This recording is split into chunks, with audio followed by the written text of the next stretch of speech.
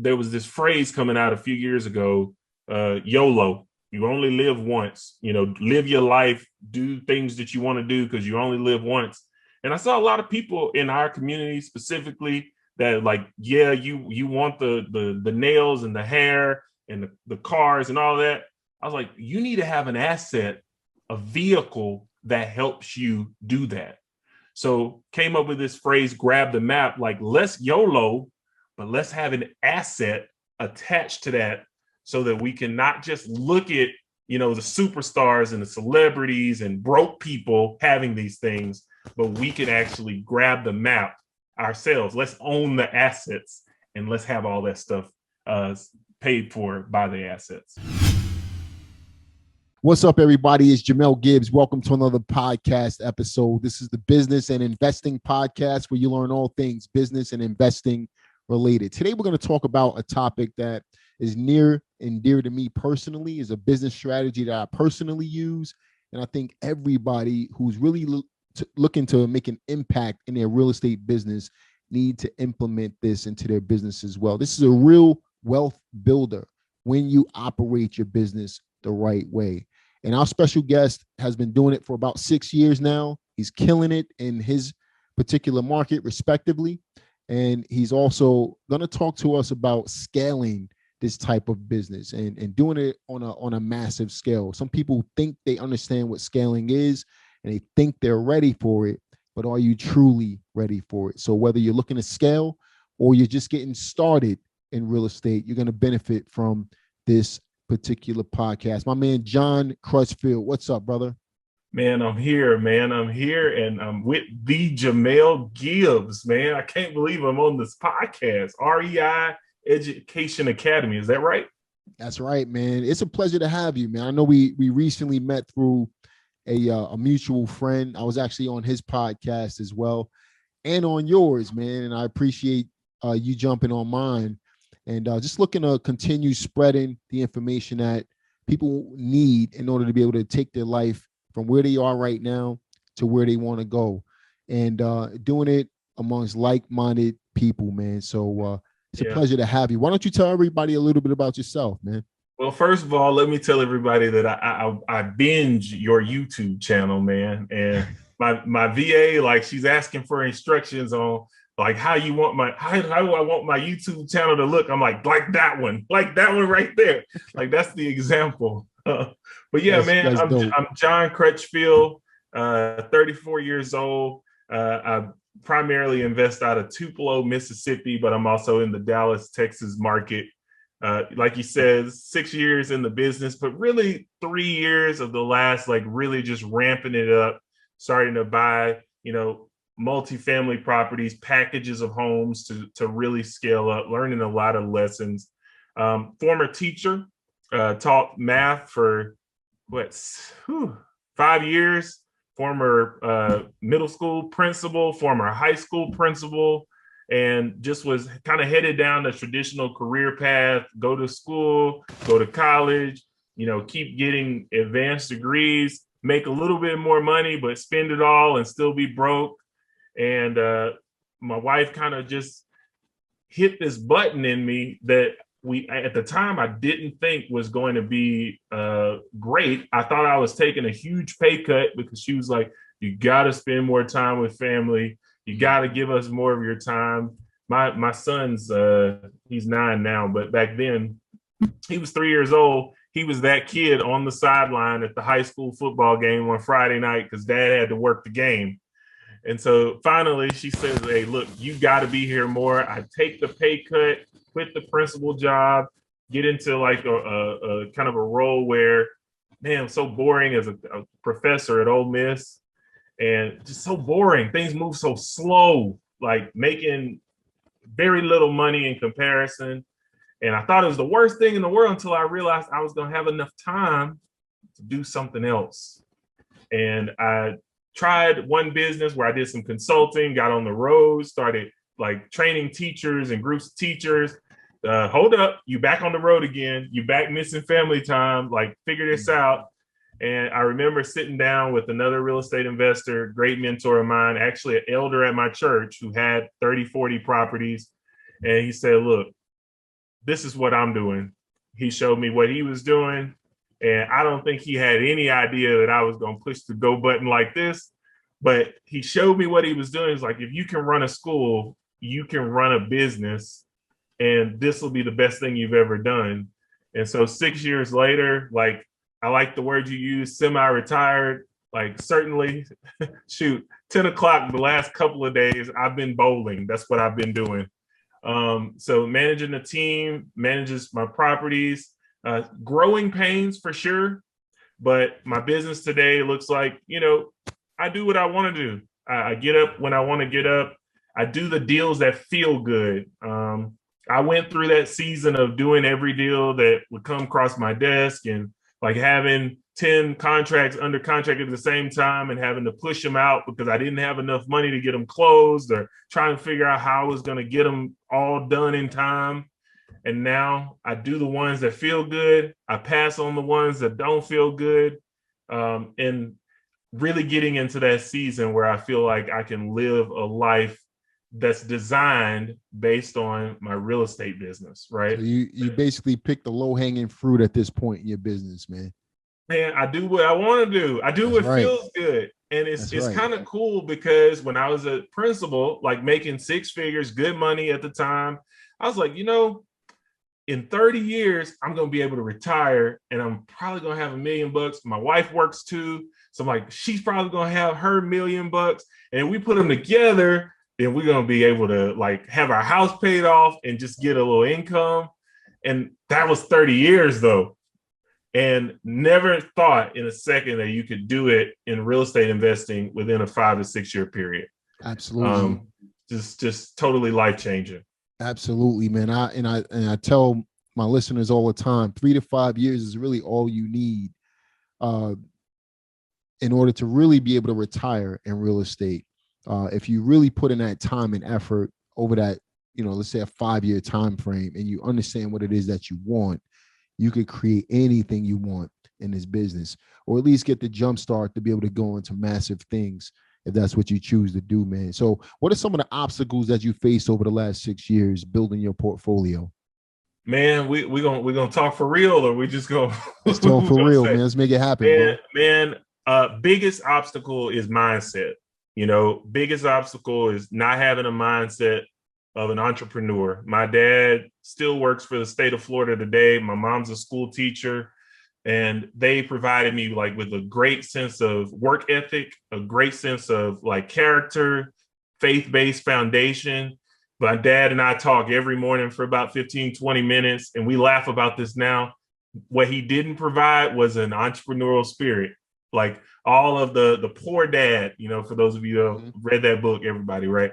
Like the poor dad attitudes, that was us. Like, money doesn't grow on trees, cut the thermostat down, close the refrigerator, get out of the cookie jar. Like, don't let anybody rob you because, you only got what you got and you got to hold on to it type of mentality. And that mindset is something that every single day I'm having to push through, try to expand because it's really a part of me. In the last 6 years, that's it. Like belief, how big can I be? I remember running I run marathons. So I ran a marathon in Chicago maybe 4 years ago. I had already started the business. Traction was starting to happen. But I remember seeing the Trump Tower, right? I forget how you feel about him. But I remember seeing the Trump Tower with Trump on the building. Like, man, I could never do that. And that I had to catch myself, right? Because that exactly is that mentality that limits me if I don't say like, the real question is, do I want that? And if I want that, I can do that, right? And thinking about it that way instead of thinking like people like me, people who look like me. No, we don't do that kind of stuff. That's for people who look different. And that's another challenge. This is a business where, there's not a lot of Black entrepreneurs. If you think about it that way, and if you look at it, there are a lot of Black entrepreneurs that are in real estate, if you look at it that way. But that was another challenge, like we talked about this a little bit on my podcast, but trying to find individuals of like mind, like culture to mastermind with, to be able to gain knowledge from, was also a challenge. Everybody talks about money challenge. Like, I grew up, south side of Tallahassee. Every city kind of wants to call itself the murder capital or whatever. My parents provided a pretty good foundation, but we didn't know we had money. My house that I grew up in was 600 square feet. It's still there, right? I have a brother and a sister and 2 parents, and we stayed in a 600 square foot house. Wow. So we didn't think we had anything. We were walking up and down the street. Our clothes looked a certain way. And that challenge goes back to mindset, but that challenge also goes back to like the people in my network. I didn't have like a Rolodex of people that I could call and say, hey man, do you have $100,000 to help me get started with my business?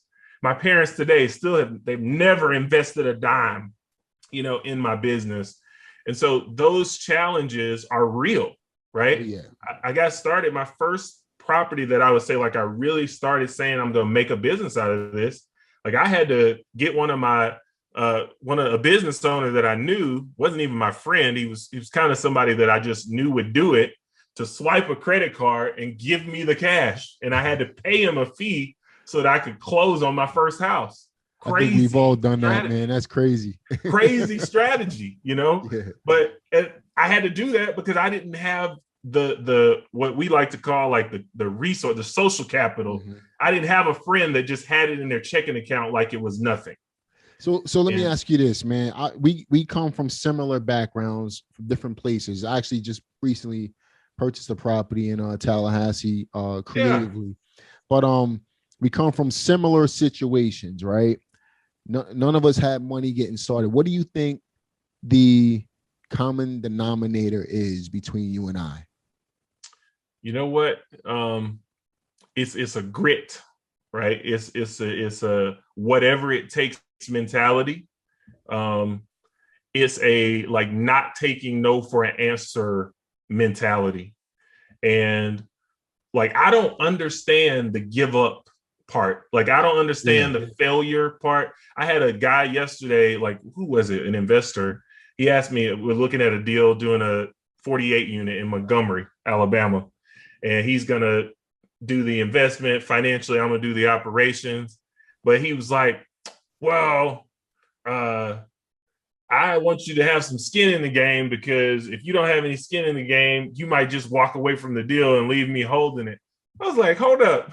Like, I don't know what that is. Like, that doesn't make sense to me. Like, if I put my name on it, I have skin in the game. Like, if I invest any time in it, I have skin in the game. I'm not that guy that's going to like turn keys in or like give up unless I'm totally at the end of the rope. And even in that case, I'm still thinking about how I can make investors whole, make my team whole. And that's just the grit. There's a grit that we have. I think that you see it over and over again. Part of your story, like, you come back 10 times stronger after the things that we have to persevere through to get things done in this business. It makes for a good book one day, doesn't it? Man, it's got to happen. It's got to happen. True stories of grit, man. That's right, man. And I also think the action part of it is like one of the most important aspects of it, man, at the end of the day. So, again, we start off with nothing. You and I both, right? We have that. There's something about it that most people just don't possess that type of energy, man, where they can get up and say, hey, I'm going to make it happen. But if you have that, right, most entrepreneurs have it, right? Most people watching this video or listening to this podcast is going to have it because they want that change. I think you have to want it bad enough, and you have to want something so bad that you're willing to do whatever it takes to get there. Like you said, you called it grit, man. I love that. And I think is grit plus action equals your result that you want at the end of the day, man. And you're so nervous. You're so nervous, man. Of course. Like, man, I was told as a child, debt is bad, get out of debt, all this stuff. Poor dad stuff. I remember my first 4 or 5 houses. I had fixed them. I bought them. We renovated them. I did the work myself because that's how you start. You learning how to do stuff, trying to save money, all of that. And I remember the debt payments coming due. I refi them, got some money, but I had debt payments. And I was like, man, like what if these people don't pay the rent? Like, how am I going to make these bank payments? And just so nervous, right? And nowadays, man, I got so much debt. There's no way I would be able to worry about that. Like, no way I would be able to make these payments if the tenants don't. And it's funny how short of a time frame you can go from thinking so limited to thinking like I can do anything. You know. So let's talk about some of the accomplishments, man. You know, obviously there's been a change of mindset, right? What you're experiencing today, you didn't understand when you were a kid. So what have you been able to accomplish? I understand what it is, but let's provide our listeners with a little bit of insight. You know, and when we talk about accomplishments, what we're really doing, and I think you resonate with this, like really trying to provide motivation. That's right. Not bragging, not thinking like, hey, this is making, like, first of all, this is God's glory that's happening. And second of all, like, you can do this too, right? So the biggest benefits or accomplishment, I would say, is the time freedom. You know, being able to decide what's important. Let's give my man a round of applause on that one. Yeah, man, it's an accomplishment, right? Like, you know, deciding how much money I want to make in a year, right? Yeah. Deciding what I want to live with, or not who I want to live with, but the environment that I want to live in is really up to me. Big accomplishment. That's huge, man. That's huge. I'm a huge advocate of time and freedom. Time and freedom, man. Yeah. You know, so I love that, man. So that's an accomplishment. We're not even talking about material wealth here, y'all. We're talking about real stuff, because the material wealth is minimal compared to what you gain. You know, you gain your family, you gain your time, you gain your freedom, you gain all these extra things that I preach to you guys all the time. You know, you're hearing it from somebody else who's actually doing it, and you can do this too. There's nothing stopping you. You just have to take the action to do it. Right. So what else, man? Talk to me. This is getting good, brother. I mean, you think about the order of importance when you answer questions like this. So I said time, freedom. Now I'm thinking about, okay, I did it and I'm maintaining my family, right? Maintaining my household. That was very important to me. You know, another round of applause. Another round of applause. Shout out to my wife. We're making 15 years next month. So that's married. 15 years married. 15 years married next month. Crazy. This year, my wife and I have been married for 15 years, man. Yeah. We've been together for 21 years, but we've been married for 15 this year. Tell you, that's why we were supposed to meet. We were supposed to be having these conversations. But yeah, you know, that's a huge accomplishment to see my kids growing up, you know, to see them for them to see their dad pushing through challenges. It's the mindset lessons that I've been able to give them the last 6 years that I never got. Like, my son knows you take risk, right? My son knows that you hire people to help you do things, and that you like spread out your time so that you can balance family, balance work, right? The things that I wasn't told, like, you can have people working for you that help you grow your financial well-being as well. So I would say that's an accomplishment. Of course, on the real estate side, you know, I always frame my goals in terms of like helping people. Mm-hmm. So when I first got started, I said I wanted to help 100 families, right? I wanted them to have safe, clean, affordable housing. And, you know, thought that was going to take me 6 years probably, and was able to do it when I hired my first employee 3 years in. So, you know, providing safe, clean, affordable housing right now to over 250 families. That's something I'm very proud of. In my market, Tupelo, Mississippi, the largest property management company, and they're all my properties. So just, you know, very blessed, fortunate, and still trying to figure out what the next level is, because this is just the beginning. Yeah, totally my just the man, beginning. John, another round of applause on all of these accomplishments. This is fantastic, man. And we out here, y'all, we out here doing some big things, and we out here to help and share with other people on how they can do it as well, man. But Yeah. obviously, along with these accomplishments comes obstacles, man. So what are some of the current obstacles you're facing right now? Man, when we talk about scaling, this is the real talk. The real thing is that you can put numbers on a spreadsheet and they don't always pencil out that way. Mm. You could say the rent is going to be this much and you're going to charge it 12 months out of the year, but you might have some issues with getting it all 12 months. You might be thinking that your bills are going to all be set and you're going to pay them on this date, but you got to manage cash flow. Big obstacle, right? Learning how to build a team of people around organization and finances, right? Knowing that like I can't ignore IRS notices coming in the mail. Like we got to actually have a CPA doing our taxes and auditing our books and making sure that we have processes in place on a monthly basis to manage the money that starts to come in.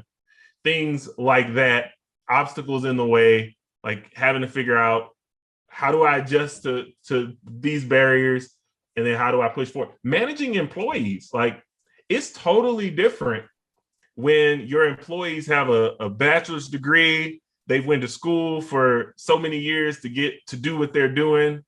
As a principal, like I hired basically from a pool of people who had proven themselves to, make it into the field as teachers. Now in my business, like I'm hiring people and they don't have that background. Some of them do, but it's a totally different workforce, totally different things that motivate them and figuring that out. Another obstacle as well. So those are some of the current challenges. Yeah. Yeah, every business is going to have their challenges, right? At the end of the day, so when we look at business from a bird's eye view, there's always going to be some challenges, but the benefit on the other end is always going to suit us, if we're doing the right kind of business, right? So why don't we provide our listeners with let's say a 3 to 5 step process to go from where they are to where they want to go when it comes to owning a certain level of real estate and providing themselves with that time and freedom. Yeah. This is something anybody can do. This is not like a niche area for only certain elite groups of people.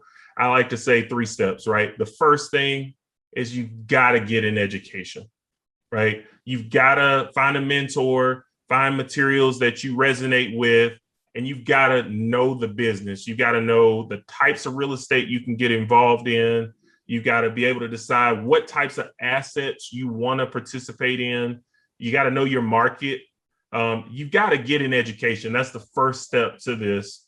And getting an education is going to be the key because that's how you make decisions. When you have education, you've got power, right? And a lot of people, like they don't get a kind of a comprehensive education. So they may start off and then decide, oh, I wish I had never done that. And then they never get back into it again.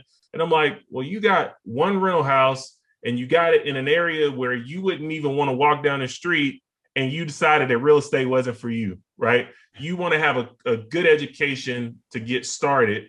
Doesn't mean that you got to know everything, but you want to have enough to get started. That's step one. I don't know if you have any comment on that one. Yeah, so how let's talk about that education, right? How important is a mentor? How important is getting that education? Obviously, we spoke about it a little bit, but I think the best way to get educated is having somebody show you how to do it. You gotta have a mentor. Not saying you got to pay a whole bunch of money. Sometimes you do need to pay some money to get in the right rooms. But my early mentors were people that had 1 property, people that had 5 properties, maybe people that I would do a landlord reference and I would call the landlord and say, hey, is this a good tenant? And he would say, oh, yeah, that's a good tenant. But then I would say, hey, you got a second? Can you tell me if this is worth it? Those are some of my private lenders now. Those are some of my relationships now and I call them mentors because everybody who's where you want to be, you should be able to learn something from even if it's not everything, you can pick something to learn. That's the key right there, man. I can remember as far back as, me getting started, everybody, one of my mentors, his name was Steve DiPalantino. He had a couple of 100 houses when I started. Yeah. I wanted that. So I basically was put under his wing, and he helped me, showed me the ropes, showed me the game. Right. But right now, there's another guy in my local market. He's building skyscrapers and communities and things like that. And I'm trying to find a way to get myself in the door with this guy. I don't care if I have to pay. I don't care. I'm trying to find a way to get in this guy's circle so that I can understand what's in his mind. Right. So sometimes you gotta maneuver things to be able to get to where you want to go. But, for me, meeting this guy that's in my local city, building up the city of Greensboro, building houses in Austin, Texas, and in Washington, D.C., and all of these different places. He owns one of the largest penthouses in my local area, but he built the building where the penthouse is located. Yeah. These are things that I'm trying to accomplish. And in order for me to be able to get there, I need to either pay my way, or I have enough money coming in, right? I can literally work for this guy for free for a whole year just to pick his brain, something like that. But bring value to him first. That's where I'm going with it. Bring value to the mentor first, and then I'll be able to reap the benefit in exchange. You know what I mean? Mentality, man. And I like what you said about like bringing the value first. What I realized is a lot of the guys that had, 100 units, 200 units, 1,000 units, that they were older, right? Mm-hmm. And I realized early on, like, I'm with the computer, the technology. A lot of their systems were dated.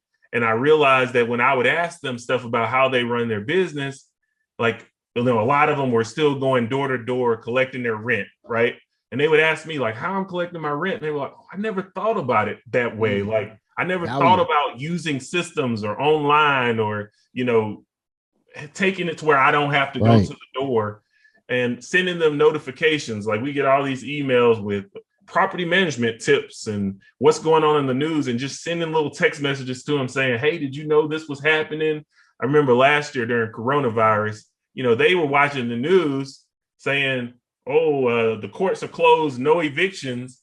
And I was like, well, the court's open. Like, I'm getting people out. We didn't have that problem where my market is. So when they found that out, they were like, man, thanks for this information. And that creates a more solid bridge of communication for them as mentors going forward. Yeah, man, it brings them value, right? Yeah. And that's the whole point. And when you bring value to somebody else in exchange, they're going to feel like they want to bring value to you as well. It's the law of reciprocity. That's what it's called. Right. They want to reciprocate that same value or more over to the person. And, I get a lot of people contacting me. This probably happens to you as well. They'll hit me up on Instagram or whatever the case may be through my YouTube page. And it's fine. I love helping people, but a lot of people want mentoring from me.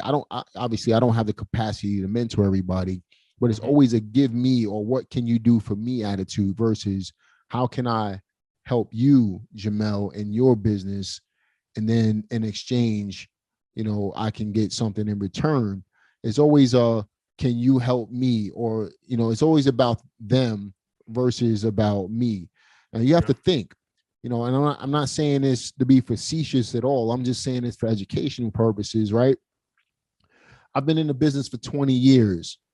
If I choose not to help somebody, or if I choose not to put myself in a position to have to help people, I don't have to do it, right? If someone doesn't bring value into my world, I don't have to do anything for anybody, right? And that's just being real. But if somebody came to me with, humbling themselves, and I'm not saying that you have to humble yourself amongst me. I'm just a regular guy. I'm giving you an example of when you approach somebody, if you offer some value in exchange for something that you feel you're going to benefit from in the long run, you should do that. Don't make the conversation about you, especially when a person doesn't know you. Right. You know, a lot of people contact me. I don't know them. I'm never going to respond to them. I'm not trying to be facetious. I just can't go through all of the Instagram messages that I have, right? But I think And it's I'm important sure that you're, people know that. Yeah. yeah, People should know that. People should know that we get contacted by people all the time. We're in circles with people who are trying to get started. right, And there's a big difference between the people who contact you and they're trying to add value and the people who contact you and they want something from you. right. And we can identify it almost within seconds, like in the Yep. tone and the question that's asked. And I don't know about you, man, but I've definitely started running from the people who are just gimme, gimme, gimme, Yeah. because I'm giving, giving, giving. If you check my YouTube page, if you check this, you check that, the information is there. So how much more do you want? And really, I really think that those folks that come and they're that you can tell they have the grit, you can tell they're going to do anything to accomplish Yep. their dreams. Like, I don't know about you, but I go above and beyond to Yep. provide resources for those folks because so many people won't take the action that you've talked about. And Oh I man, can tell instantly the ones that are going to do it. bro, I used to provide free coaching years ago. We're talking almost 15 years ago. And the people who came into the free program almost never did anything. It wasn't until you start charging for mentoring and coaching where people start feeling like they have some skin in the game, where people start taking action. That's why you have people out here charging people. You have people taking advantage of people as well. But most of the time when people are charging for mentoring, they know that that person is probably going to succeed. The likelihood of them succeeding is going to dramatically increase because the person has some skin in the game, man. And that's the name of the game out here, right? So we got education, man. What's the second step? The second step is to make a plan, right? And I work with this. If I'm mentoring somebody, I do a Monday night group. I'm doing that free group, totally free, 6 p.m. every Monday. We do a wealth and real estate Facebook group. And we get together and I go over this, like we make a plan before we get started. So that plan is, again, does not have to be perfect, but I think there are some things that you really do have to decide early on. Otherwise, you'll be like stuck in like a deer in the headlights. Like, do I do Airbnbs? Do I do rentals? Do I do flips? Do I do wholesales? Do I do lease options? Right. So I really work with the person, like, where do you want to be 3 to 5 years? What are your resources now? Do you have time? Do you have money? Do you have experience? Like, let's decide. Do you want to do Airbnbs? Do you want to do single families? Do you want to do multifamilies? How are you going to source deals? Are you going to pay wholesalers? Are you going to actually go out and like build a call center? What are you going to do so that you can get laser focused and you're not like every time a new thing comes in, you're having to analyze, well, do I do Airbnbs? Do I do skyscrapers? Like, no, like I tell people this over and over. I have built my business doing BRRRR, right? Buying a property, fixing it up, putting a renter in it, and refinancing it over and over and over, like the exact same thing. Yeah, I flip some houses. Yeah, I've wholesale some houses. But the core strategy that falls to me today, if I get a text message that's a BRRRR, like that's one that I know this is the bread and butter of what I do, is doing that strategy over and over again. So the second thing I think somebody should really do is make a plan. The plan is going to change. Yep. Right. I started saying I want to replace my income from work. Right. So my plan was tailored towards, let me get that $5,000 a month so I can quit my job. But the plan changes, you update it, and then you keep moving. My plan updates almost every few months now. That's just a fact. Things happen faster than you plan. Things happen a lot faster than you plan, but you gotta make a plan. Gotta know where you're going. Absolutely, man. I'm a vouch for that because when I was in my 20s, before I had kids, my plan was completely different than what it was after I got married and had kids. Mm-hmm. And then my plan, once I hit 30 and was semi-retired, completely changed. Right. So your plan changes over time. The point is, you know where you're going. Yes. And as long as you have somewhere to go, then you're going to be able to hit the destination where you're going, man. So education, have a plan. And then what would be step number 3, bro? The last one, you got to hustle. You got to get started. You've talked about it. You've got to hustle. You've got to take action.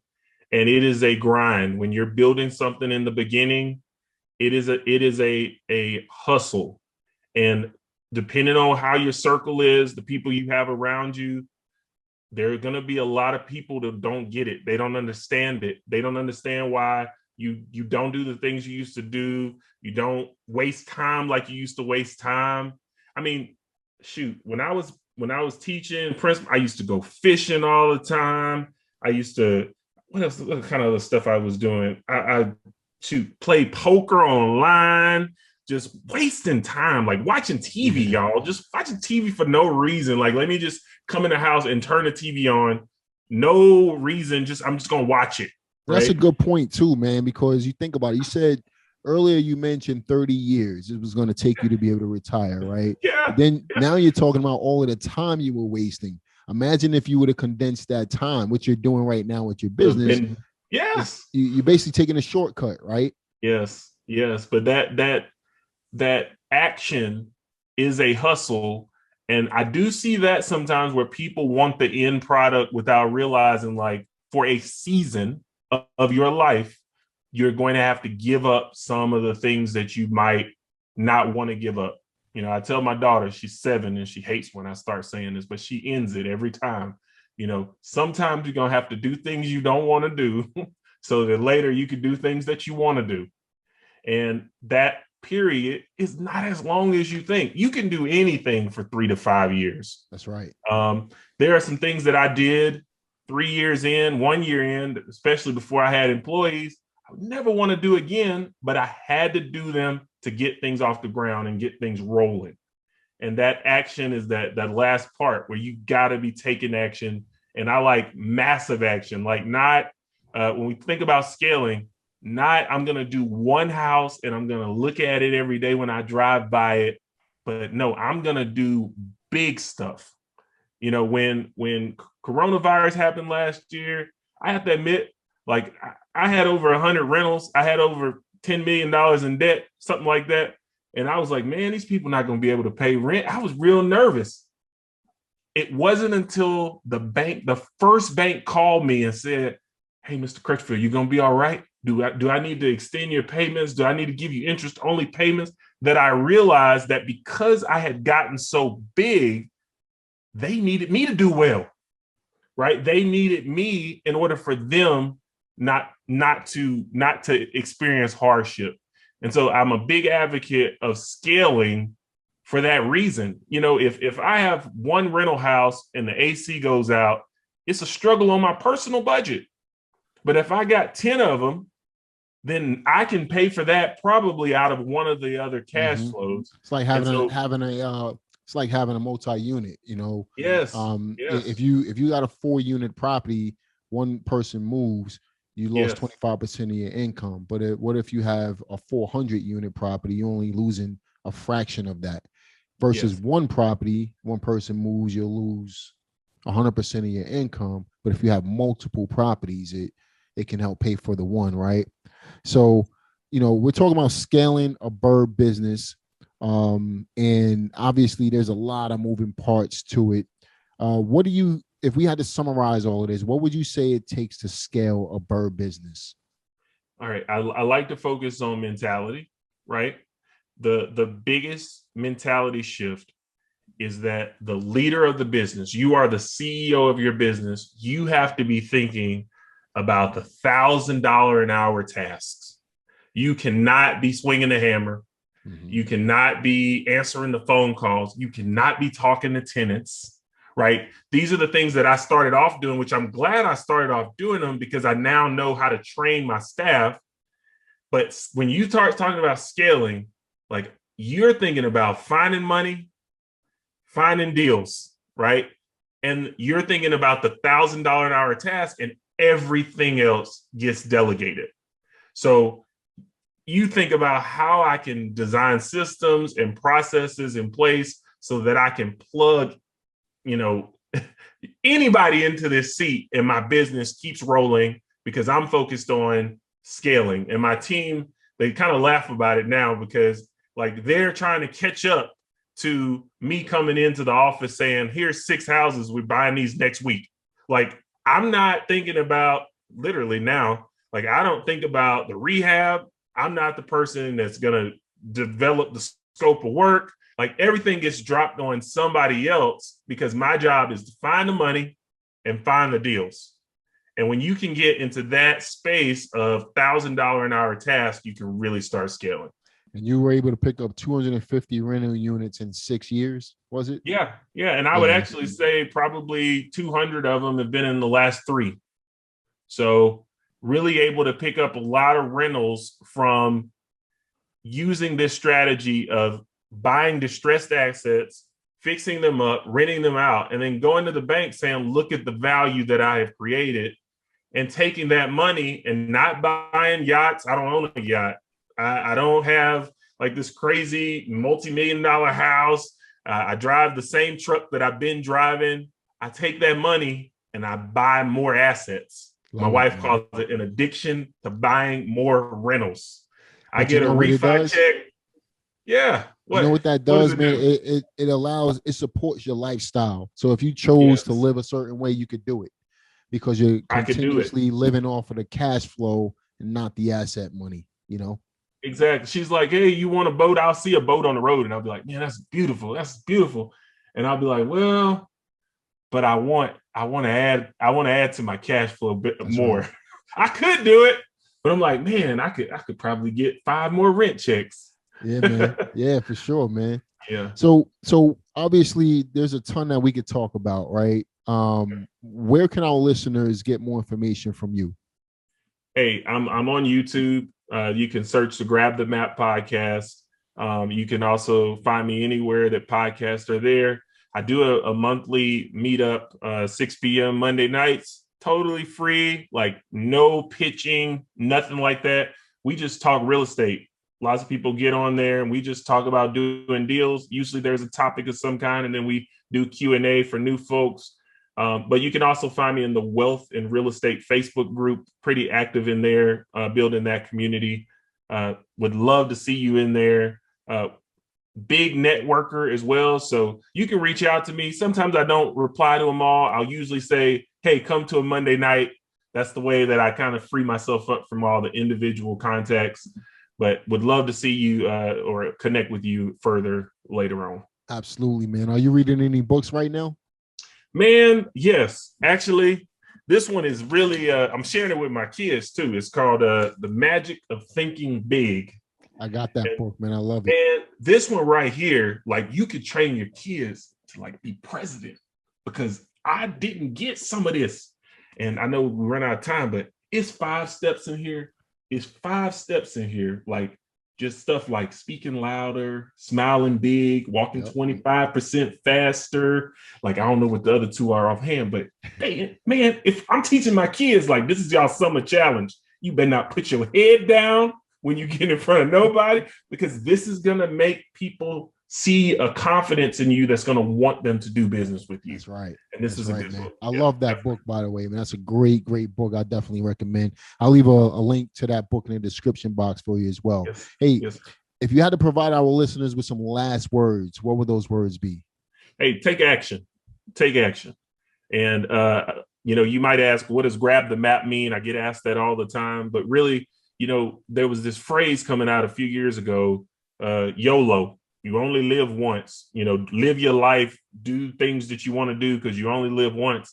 And I saw a lot of people in our community specifically that like, yeah, you want the nails and the hair and the cars and all that.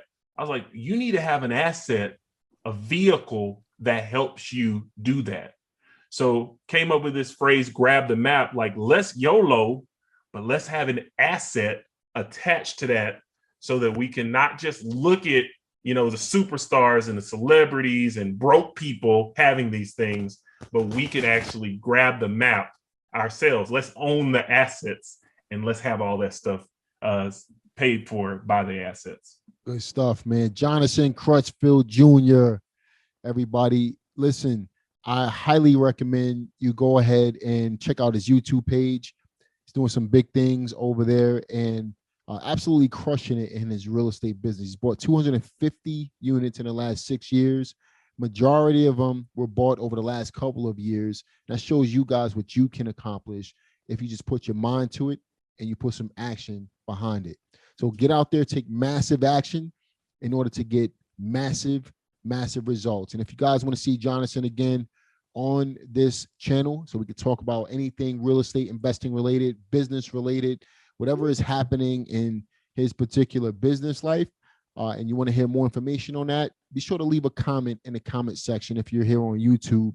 Like this video, subscribe to this channel, share it with other people who need to hear this information, who's looking to go from where they are right now to where they want to go using real estate investing or business in general as a vehicle. And make sure that you tell all your friends about it, right? Leave a comment. Let us know. Let's start a conversation on how you can get better in your business. And I'm going to talk to you guys on the next one. Peace. Perfect.